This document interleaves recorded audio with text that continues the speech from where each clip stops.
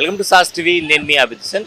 Petrol ధరల పెంపు అనేది సామాన్యుడిపై భారంగా మారిపోయింది. సో ప్రభుత్వం చెప్పేది ఏంటంటే యుద్ధ వాతావరణం నేపథ్యంలో తప్పనిసరి పరిస్థితుల్లో పెట్రోల్ రేట్లు పెంచామని చెప్తూ ఉన్నాం. తెలంగాణలో అలాగే పక్క తమిళనాడు రాష్ట్రాలతో కంపేర్ చేస్తే మాత్రం ఏపీలో కొంత ఎక్కువగా ఉన్నమాట వాస్తవం. అయితే ఈ పెరిగిన పెట్రోల్ ధరలు సామాన్యుడిపై ఎలాంటి ప్రభావం చూపుతాయి, ఆటో కార్మికుల పరిస్థితి ఏంది, ఈ రోజు కార్యక్రమంలో తెలుసుకుందాం రండి.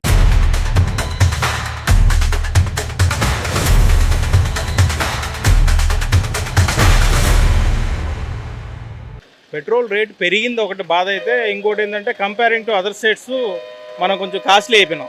ఆంధ్రాలో 10 రూపాయలు ఎక్కువ పెట్టి పెట్రోల్ కొనాల్సి వస్తుంది. గవర్నమెంట్ మారినా కూడా రేట్లు అయితే తగ్గట్లే. గవర్నమెంట్ కొంచెం కన్సిడర్ చేసి ప్రైజెస్ కొంచెం పక్క స్టేట్కి ఈక్వల్ అన్నది ఇస్తే కొంచెం వాహనదారులకి కొంచెం కన్వీనియంట్గా ఉంటుంది. మీరు అన్నట్టు తమిళనాడులో అయితే 105 రూపాయలు ఏదో ఉంది, ఇక్కడ 115, 114 రూపాయలు ఉంది. మరి 10 రూపాయలు ఎక్కువ ఉంది. ఆంధ్ర మరి కాస్ట్లీ అయిపోతున్నాం. ఆంధ్రాలో ఉండాలంటే కాస్ట్లీగా ఉండదు, తగ్గితే బాగుంది. సో ఈ పెరిగిన రేట్లు ఇతర వాటి మీద ఎలాంటి ప్రభావం చూపే అవకాశం ఉంది? పడుతుంది కదా. ట్రాన్స్పోర్ట్ పెరిగినప్పుడు ఖచ్చితంగా అన్నిటి మీద రేట్లు పెరుగుతాయి. ఖచ్చితంగా ప్రతి వస్తువు రేటు పెరుగుతుంది, లివింగ్ కాస్ట్ పెరిగిపోతుంది. దేశంలోనే మన రాష్ట్రంలోనే చాలా ఎక్కువ రేట్లు. పక్క రాష్ట్రమైన తమిళనాడులో 105 రూపాయలు, తెలంగాణలో కూడా తక్కువ 107 రూపాయలు ఎంతో ఉంది. మన రాష్ట్రంలో 110 ఉంది. మన రాష్ట్రంలో చాలా ఎక్కువ. ఎందుకు పెంచుతున్నారో ఏమో మనకైతే అర్థం కావడం లేదు. ఈ ప్రజల కస్టమర్లు వచ్చేసి చాలా ఇబ్బంది పడుతున్నాము. బండ్లు 100 రూపాయలు పట్టిస్తే, ఇంతకుముందు 100 రూపాయలు పట్టిస్తే మనం చాలా వరకు వెళ్ళిపోతున్నాం. ఇప్పుడు అసలుకు మైలేజ్ రావడం లేదు, ఏం రావడం లేదు. చాలా ఇబ్బంది పడుతున్నాము. ఈ రేట్లు తగ్గాలనేసి మన ప్రభుత్వాన్ని కోరుతున్నాము. ఎవరు మమ్మల్ని ఏం పట్టించుకోవటం లేదు. మీరు దయ ఉంచి మా మీద ఏదో మాకు కావాల్సింది సార్. ఏం కావాలంటారు మీకు ప్రభుత్వం నుంచి? పెట్రోల్ రేటు డీజిల్ రేటు అతి భారంగా పెరిగిపోయింది సార్. ఇక్కడ చూస్తే బాడుగులు పెద్దగా లేవు. అదేమంటే ర్యాపిడ్ అంటారు, ఓలా అంటారు. మా కష్టాలు ఇలాంటి కష్టాలు కాదు. కనీసం బిడ్డలు కూడా చదువు స్థితి ఇప్పుడు మాకు లేదు సార్. అంతకుముందు బాగుండింది సార్ ప్రభుత్వము. ఈ ప్రభుత్వం వచ్చి మరి అన్ని కష్టాలు భలే ఇబ్బందులు ఉన్నాయి సార్. మాకేం చేసింది లేదు.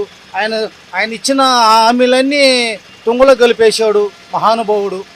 అలాంటి మహానాయకుడు మాకు వద్దు సార్. దయ ఉంచి దండం పెట్టి కోరుకుంటున్నాను సార్. డీజిల్ రేట్ తగ్గిపోయింది. ఫ్రీ బస్సులు ఇచ్చేసిన తర్వాత అసలు జనాలు ఫ్రీ బస్సు ఎక్కేస్తున్నారు. ముడి నుంచి వస్తే ఫ్రీ బస్సు, బుచ్చి నుంచి వస్తే ఫ్రీ బస్సు. బుచ్చి ఆటోలు, ముడి ఆటోలు, పల్లెటూరు ఆటోలు అంటే టౌన్లో పడిపోయినాయి. టౌన్లో వారికి లేకపోయినా పోయింది. ఏం చేస్తాం, నడిపిస్తున్నాం అంతే. ఇంతకుముందు అయితే 1000 రూపాయలు వచ్చేది, ఇప్పుడు 600, 500 వస్తే భారం అనిపిస్తూ ఉంది. ఎండలకి తప్పదు కదా, సంపాదించాలంటే మధ్యాహ్నం దాకా తోలుకున్నాం, వెళ్ళిపోతున్నాం. మధ్యాహ్నం నుంచి వస్తున్నాం, అలా జరుగుతుందంతే. ఇంతకుముందు ఎంతో లేవారు, ఇప్పుడు రేట్లు పెంచారా? మీరు పెంచారా? మేమేం పెంచలే, అదే ఆ డీజిల్ వరకే పెంచినారు. మేమైతే అదే కానీ కష్టంగా ఉంది ఇప్పుడు, చాలా కష్టంగా ఉంది. ఏమి మిగలడం వల్ల మాకు అసలు ఎట్లా చేస్తున్నారు? ఏం చేసేదేమో తప్పదు. ఎంతో కొంత వచ్చిన కాడికి వస్తాయని చెప్పి రావడము. ఇల్లు కాడవాళ్ళు, ఆడవాళ్ళు ఏదో ఒక పనికి పంపించేది, మేము ఒక ఇది చేసుకునేది అటు గడుపుకుంటాం. అభిప్రాయం అంటే కొంచెం ఇబ్బందిగా, కొంచెం కదా బాగా ఇబ్బందిగానే ఉంది. ఎట్లా ఉంది? ఎన్ని ట్రిప్లు వేస్తారు? ఎంత ఖర్చు అవుతుంది? ఎంత వస్తుంది సార్? ఇప్పుడు మామూలుగా ఒక 600-700 తోలితే ఇంక మించి 300 డీజిల్కి అయిపోతుంది సార్. రోజుకి ఏం మిగలడం లేదు, ఒక 300 అటు మిగులుతుంది, 400 అటు మిగులుతుంది. బాగుంటే ఎండలకి అది కూడా ఉండడం లేదు అసలు. 300 సార్ ఈఎంఐ 10,000 సార్. ఇంకా ఏదన్నా అదనంగా ఖర్చు తోలుకుంటే ఇంకా ఖర్చులకి వాటికి సార్. ఈ మధ్యకాలంలో మీరు చూస్తున్నారు గ్యాస్ ప్రాబ్లం ఉంది. ఇంకా ఏదైనా వస్తువులు కొనపోయినా అట్టే ఉన్నాయి. ఇంకా చిన్నపిల్లలు ఉంటే ఇంకా పండగ లేరు కాబట్టి చదువుకుంటున్నాం. చిన్నపిల్లల వాళ్ళు ఉంటే ఇంకా ఇబ్బంది. పెట్రోల్ పెరగడం సామాన్యులకు భారమే. పెట్రోల్ పెరిగిన దానివల్ల నిత్యావసర వస్తువులు, సరుకుల రవాణా, లారీలు, వాటికి సంబంధించిన అన్ని ఛార్జెస్ పెరుగుతాయి. కాబట్టి సామాన్యుల మీద ఎంతో కొంత భారం పడుతుంది. కాకపోతే దేశ పరిస్థితులు, ప్రపంచ పరిస్థితులను దృష్టిలో పెట్టుకొని క్రూడ్ ఆయిల్ పెరిగింది కాబట్టి దీన్ని మన దేశం తట్టుకొని నిలబడుతుందని చెప్పి మేము ఆశిస్తున్నాం. పెద్దగా పెరిగిన రేట్లని పట్టించుకోవాల్సిన అవసరం లేదంటారు? పట్టించుకోవాలి. పట్టించుకోకూడదని కాదు, కాకపోతే చుట్టుపక్కల పరిస్థితులు కూడా మనం అబ్జర్వ్ చేసుకోవాలి. ప్రపంచ పరిస్థితులు, ఇప్పుడు ట్రంప్ అనవసరంగా మన మీద సుంకాలు వేసాడు, దానివల్ల కూడా మనకి ఇంపాక్ట్ ఉంది. అది మర్చిపోయేసి క్రూడ్ ఆయిల్ ఆగిపోయినాయి, షిప్పులు ఆగిపోయినాయి అక్కడ. ఇవన్నీ ఇప్పుడు అందరూ యూట్యూబ్లో చూస్తూనే ఉన్నారు. సో దీన్ని అర్థం చేసుకొని దాని ప్రకారంగా స్పందిస్తే బాగుంటుంది. ప్రజలు అర్థం చేసుకోవాలి. అర్థం చేసుకోవాలి, ప్లస్ కొంత భారం కూడా పడుతుంది. ఇప్పుడు 100 రూపాయలకి పట్టిస్తే మనకి కొద్దిగా వచ్చేది ఇప్పుడు 10 పాయింట్లు తగ్గిపోతుంది. రోజు 150 రూపాయలు పట్టించాల్సి వస్తుంది. అంటే అలాగే ప్రధాని ప్రకటన నేపథ్యంలో ప్రధాని మోడీ గారు బంగారం కొనొద్దని సో కొన్ని సూచనలు చేసినటువంటి నేపథ్యంలో ఆర్థిక మందం లాంటి పరిస్థితి వచ్చేటువంటి అవకాశం ఉంది. డబ్బులు కూడా కొంత చూసి ఖర్చు పెట్టుకోండి, డబ్బులు కొంత నిల్వ చేసుకోండి అని కూడా కొంతమంది ఆర్థిక నిపుణులు చెప్తున్నారు. దీని మీద కూడా మీరేమంటారు? మంచి మాటే కదండి, పొదుపు చేయమని చెప్పడం మంచి మాటే కదా. కాకపోతే ప్రధానమంత్రి చెప్పే తలకే అది చాలా పెద్ద విషయం అయిపోయింది. మామూలు మన ఇంటి యజమాని చెప్తే పిల్లలు కూడా ఏమనుకుంటారు, అబ్బా ఇవన్నీ ఇప్పుడు చెప్తున్నాడు కొత్తగా నీతులు అని చెప్పి అనుకుంటారు. అదే మాదిరి కూడా ప్రధాని మీద అందరూ విమర్శలు చేస్తున్నారు.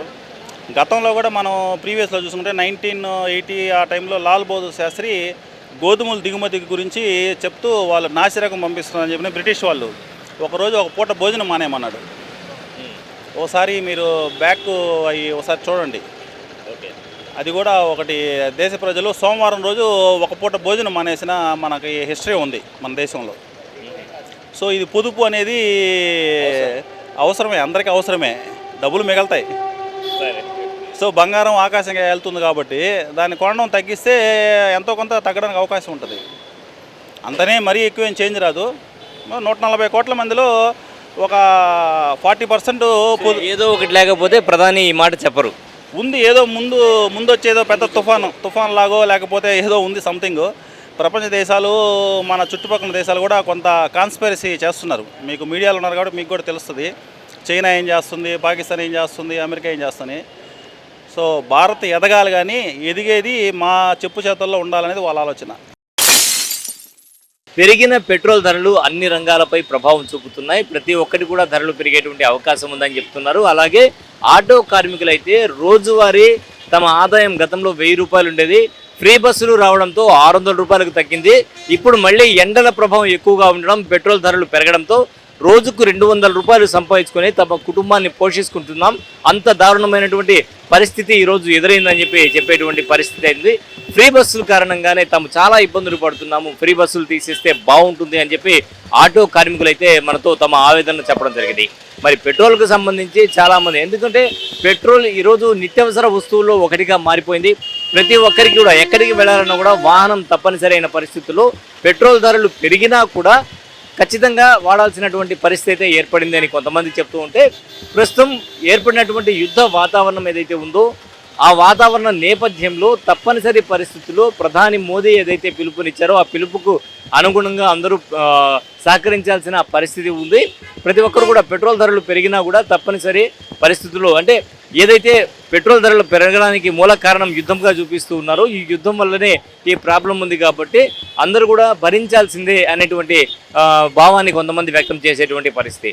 మొత్తానికి ఏదైనా కూడా సామాన్యుడిపై భారం అనేది మాత్రం వాస్తవం అని చెప్తూ ఉన్నారు. కెమెరామెన్ మహేష్తో హుసేన్, సాస్ టీవీ, నెల్లూరు.